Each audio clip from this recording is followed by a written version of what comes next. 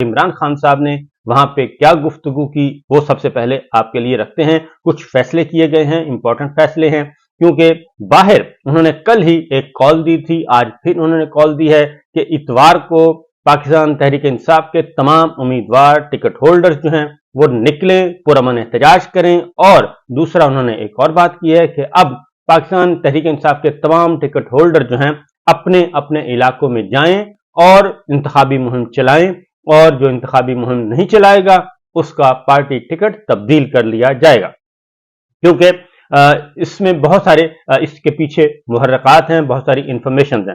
بہرحال عمران خان صاحب نے کہا کہ ہمارے امیدوار آئندہ اتوار سے پرامن انتخابی مہم کے لیے باہر نکلیں، اور جو امیدوار انتخابی مہم کے لیے باہر نہیں نکلے گا وہ اس کا ٹکٹ ہم تبدیل کر دیں گے۔ اور اس کے بعد انہوں نے سائفر پہ بات کی ہے۔ سائفر کے بارے میں کافی امپورٹنٹ ڈیولپمنٹس ہیں۔ انہوں نے کہا کہ ڈونلڈ لو نے جو بات کی اس پر پاکستانی سفیر اسد مجید نے آفیشیل میٹنگ میں ڈی مارچ کرنے کی سفارش کی، یعنی کہ قومی سلامتی کمیٹی کے اجلاس میں سفارش کی، اور سفیر کی سفارش پر ڈی مارچ کیا گیا، اور کہا جا رہا ہے کہ یہ سازش نہیں اور مداخلت نہیں، جبکہ قومی سلامتی کمیٹی کے اجلاس میں تسلیم کیا گیا کہ یہ مداخلت ہے، اور کھلی مداخلت۔ پاکستان کی تاریخ میں کبھی ایسا سائفر نہیں آیا۔ شاہ محمود قریشی کو بائی چانس اس سائفر کا پتہ چلا تو وہ سائفر جنرل باجوہ کے لیے تھا، یہ انہوں نے عمران خان صاحب نے کہا کہ وہ سائفر جنرل باجوہ کے لیے تھا۔ انہوں نے آج کھلے عام نام لے دیا ہے کھلی عدالت میں، اور انہوں نے کہا کہ سائفر کو دبانے کے لیے پوری کوشش کی گئی، کیونکہ اس سے ڈونلڈ جو ہے وہ ایکسپوز ہو گیا، اور سائفر ٹرائل کو سیکرٹ رکھنا چاہتے ہیں۔ 3 ہفتے میں حکومت گرا دی گئی۔ اس سے بڑی سازش اور کیا ہو سکتی ہے؟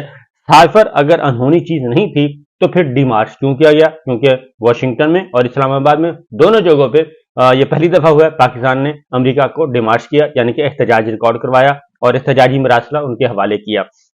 اس کا سادہ زبان مطلب یہ ہے، انہوں نے کہا کہ کیا کوئی امریکہ کو ڈی مارچ کرتا ہے اور جس روز ڈی مارچ کیا گیا سائفر اسی روز پبلک ہو گیا تھا، یعنی کہ جس روز ڈی مارچ کیا گیا وہ سائفر اس دن اوپن ہو گیا تھا کہ یہ کیا ہوا ہے۔ پاکستان کے اندرونی معاملات میں امریکہ نے مداخلت کی، قومی سلامتی کمیٹی کا اجلاس ہوا، اس میں فیصلہ ہوا، وفاقی کابینہ نے فیصلہ کیا اور ڈی مارچ کیا گیا، اور امریکہ کو احتجاج ریکارڈ کروایا گیا، احتجاجی مراسلہ دیا گیا۔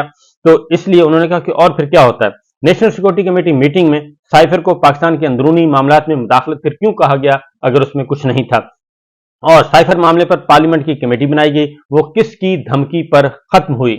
یہ عمران خان صاحب نے سوال اٹھایا ہے، کیونکہ اسی لیے وہ کہتے ہیں نا کہ اس کو اوپن ٹرائل ہونا چاہیے اور ساری قوم کو سننا چاہیے کہ اس میں ہے کیا۔ ہم نے چیف جسٹس سے بھی کہا تھا کہ سائفر معاملے کی انکوائری کی جائے۔ ہمارے 3.5 سالہ دور میں کسی ملک کو ڈی مارچ نہیں کیا گیا، صرف ایک ڈی مارچ کیا گیا اور وہ امریکہ کو کیا گیا، اور اس سائفر پہ کیا گیا، اور وفاقی کابینہ اور قومی سلامتی کمیٹی کے اجلاس کی سفارش پر کیا گیا، جس میں اس وقت کی فوجی قیادت بھی موجود تھی، اور اس کے بعد بھی اس فیصلے کو اون کیا گیا شہباز حکومت نے، اور اس میں بھی فوجی قیادت موجود تھی۔ راجہ ریاض سمیت بہت سے لوگ امریکی ایمبیسی جا رہے تھے، جس پر IB انٹیلیجنس بیورو کی رپورٹ بھی موجود تھی۔ ارشد شریف کا پروگرام بھی موجود ہے کہ کون کون سے لوگ امریکی ایمبیسی جا رہے تھے۔ اکتوبر 2021 میں باجوہ نے حسین حقانی کو ہائر کیا، ہمیں اس کا علم تک نہ تھا، اور حقانی کو $35,000 دیے گئے۔ حسین حقانی سے ٹویٹ کرایا گیا کہ عمران امریکہ مخالف اور جنرل باجوہ امریکہ کے حق میں ہیں۔ فوج آرمی چیف کی ہدایت کے بغیر کچھ نہیں کرتی۔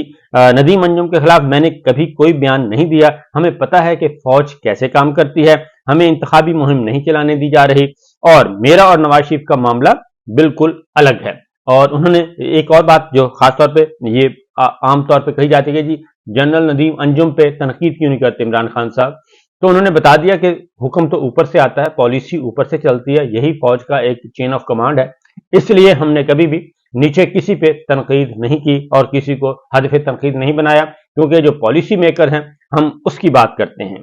نواز شریف اور مریم جو ہیں نااہل ہوئے تھے، جبکہ شہباز شریف کو باجوہ کی مکمل حمایت حاصل تھی۔ ان کے جلسوں میں کوئی نہیں آ رہا، ڈر ہے کہ انتخابات کہیں ملتوی نہ کروا دیے جائیں اور یہ الیکشن سے بھاگ نہ جائیں۔